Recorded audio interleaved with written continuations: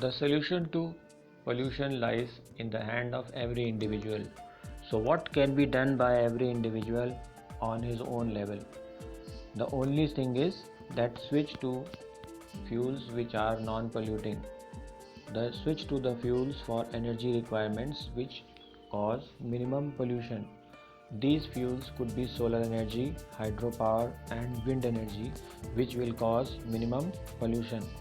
Because everything cannot be done by the government, you have various options of commuting to your school, such as walking, going by bicycle, traveling by bus, or public transport. Using a car individually, traveling by car, these are various options. So, why do we talk about it? Because if we are traveling by public transport, then many people will travel in it and a large amount of fuel will be saved. And when people will travel by public transport and less individual vehicles travel, then it will reduce pollution. But these are things which we read only and we don't do anything about it. It has to be done at the individual level.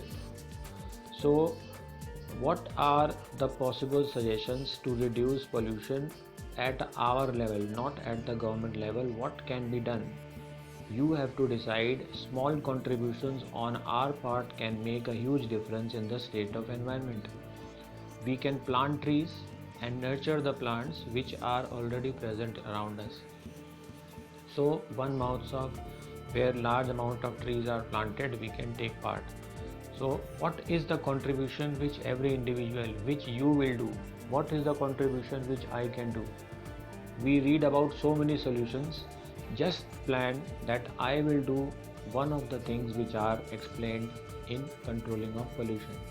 I will do one thing and I will not wait for the government. I will not wait for my neighbor. I will not wait for others who is not doing the pollution. I will do what I can do from my side.